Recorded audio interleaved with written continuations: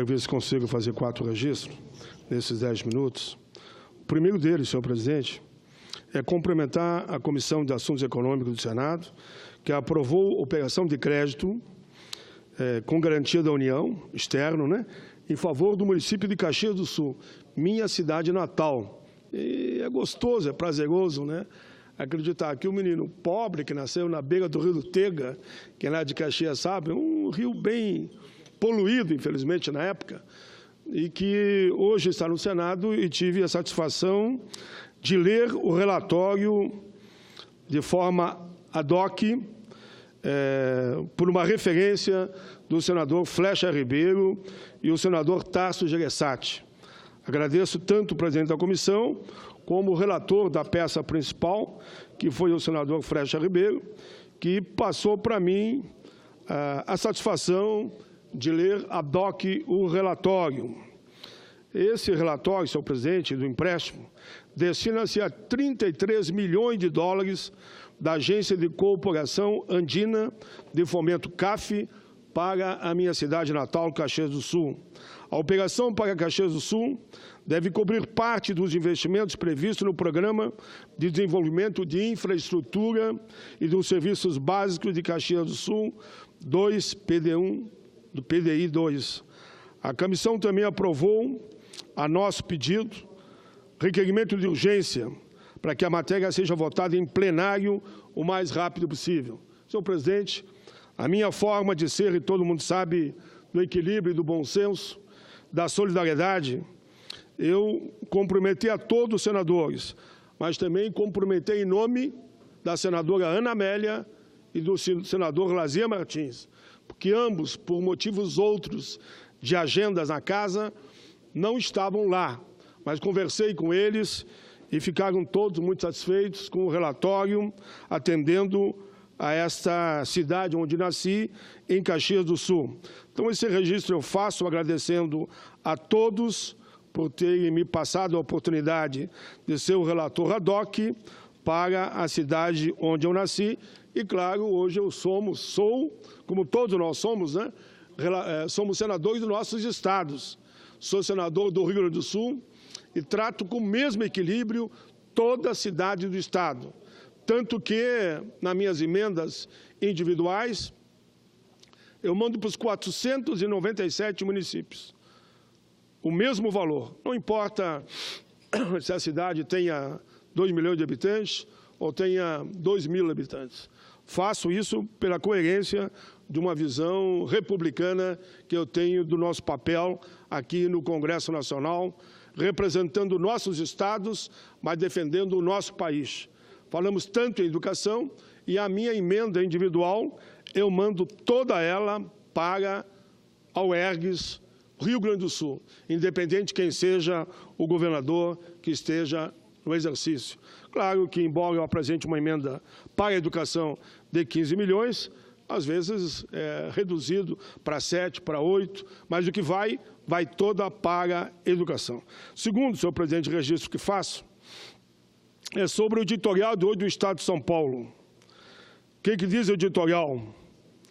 O Estado de São Paulo. Brasil derrotado na Câmara dos Deputados.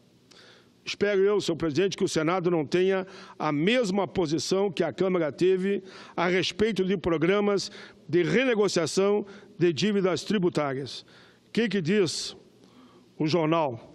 O Brasil foi mais uma vez derrotado em votação no Congresso, com a aprovação na semana passada do texto base do novo programa de renegociação das dívidas tributárias. Que, os caras não pagam, diz, devo, não nego, não pago, estou esperando uma renegociação, um novo refis, e aí, no caso, entra a própria Previdência. Temos lá uma dívida acumulada de trilhões, eu diria, para a União, 1 tri praticamente paga a Previdência, e simplesmente eles não pagam porque são incentivados por essas anistias. O projeto encaminhado pelo próprio Executivo foi deformado pelo deputado Nelton Cardoso Júnior, relator da medida provisória 783. A proposta de um novo refis foi convertida em luxuoso presente aos sonegadores. Mais um estímulo ao calote fiscal. Não pague, que depois o Congresso te perdoa. Eu digo e repito aqui o que eu disse na abertura do Congresso dos Auditores Fiscais Agropecuários ontem à noite. Não pague o senhor e a senhora a luz, lhe cortam. Não pague a água, lhe cortam. Não pague o carrinho que conseguiu comprar, carrinho popular, a um banco, retira o carro. Não pague a prestação da casa própria, lhe tira uma casa.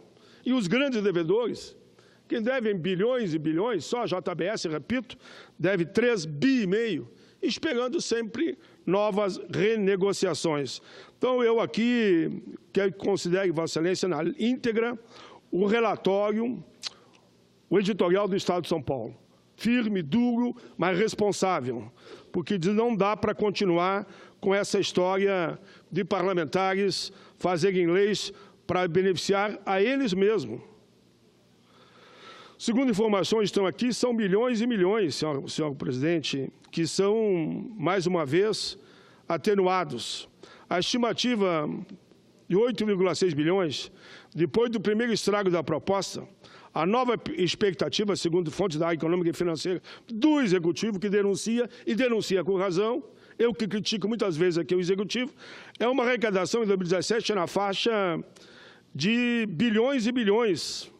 Apesar da melhoria, eles dizem e reconhecem que esse tipo de refis não ajuda em nada a economia, não ajuda em nada o país. Por isso é que nós pedimos que o Senado siga o exemplo do Estado de São Paulo e do editorial e rejeite essa medida provisória. Senhor presidente, ainda no meu tempo, eu quero também, veja aqui, registro matéria agora de um outro grande jornal, Folha de São Paulo. Reforma trabalhista brasileira desanima investidores nos Estados Unidos. Por que eu comento essa matéria da reforma trabalhista vinculada aos Estados Unidos? Até as pedras das cidades mais antigas do Brasil sabem que a reforma trabalhista aprovada por esse Congresso acaba com a ampla maioria dos direitos dos trabalhadores da era Vargas até hoje. Infelizmente, a reforma segue a orientação do setor financeiro e dos grandes empresários. E o pior é que ela se definiu pelo não sofrido nosso povo, e nem pelas angústias da nossa gente de mãos calejadas, e tampouco por um projeto de país. Não, não. O governo, com a sua maioria, assinou a venda dos direitos dos trabalhadores. Isso é trágico, é inaceitável. A reforma trabalhista é o esculacho do capital para com o trabalho, pois assim como foi aprovada a corda, vai mais uma vez arrebentar na parte mais fraca. As contradições são tão grandes de um artigo para o outro. Eu que estou como relator da comissão especial que discute o novo Estatuto do Trabalho, ouvindo lá juízes, especialistas, analistas, ministro do Tribunal Superior do Trabalho, que ficou tão mal redigida que um artigo se contradiz ao outro. E ainda ouvimos que a esculhambação dessa reforma é criticada pela elite econômica dos Estados Unidos. Diz que agora mesmo que não vão investir no Brasil. Não é só pelas contradições. Eles queriam uma reforma ainda mais cruel, pelo que diz aqui a matéria. Ora, se esse grupo que está no poder hoje voltar em 2018, então eles vão completar todo o mal feito até o momento. É inaceitável que eles dizem que a reforma ficou muito aquém daquilo que eles imaginavam, querem piorar ainda mais, e por isso o alerta que eu trago, aproveitando a matéria, senhor presidente, reforma trabalhista brasileira desanima investidores. É porque eles queriam muito mais. Isso que a pergunta que um dos grandes investidores fez numa palestra em Brasília, ele diz o seguinte: comércio Brasil e Estados Unidos, na semana passada em New York, alguns deles com mais perguntas do que respostas na cabeça. Então diz alguém, então quer dizer que essa tal de reforma que vocês fizeram, nós não vamos poder reduzir os salários, como a gente bem entender? Aí diz eles, isso é uma proposta anticapitalista, reclamou o senhor Terry, da CPQI, empresa que presta serviços de tecnologia aos bancos da América Latina. Nós queríamos uma reforma mais radical, diz ele. Se não foi, o que aconteceu não interessa. Eu faço esse alerta e analisei com muito carinho e fui ler a palestra, o debate que houve lá, porque eles queriam uma reforma ainda pior do que fizeram. Praticamente retiram todos os direitos, mas queriam um cheque em branco para reduzir o salário de qualquer um a qualquer momento na área pública e na área privada. Por isso, senhor presidente, eu trouxe essa reflexão ao plenário. Tenho dito, por onde tenho passado, que 2018 é uma eleição muito importante, que os que defendem essa tese aqui apresentada, nós teremos um prejuízo ainda maior em 2018. Eu tenho muita esperança numa renovação do Congresso Nacional e que a gente eleja homens e mulheres de bem. Não importa se já é senador ou se são novos que vão se apresentar como candidato. O importante para mim é que a gente eleja um Congresso onde os homens e mulheres tenham um compromisso com a nossa gente, com o nosso povo, onde a palavra fraternidade, solidariedade, igualdade, liberdade esteja asseguradas para todos, onde a gente tenha políticas humanitárias.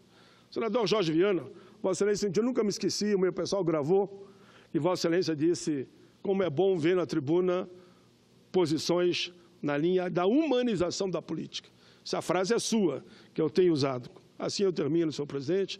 Eu quero uma política cada vez mais humanitária, como a referência que fez um dia que eu estava na tribuna, numa parte, o senador Jorge Viana, que estava na presidência aqui como vice-presidente da Casa. Agradeço e considere na íntegra, senhor presidente, os 3 pronunciamentos.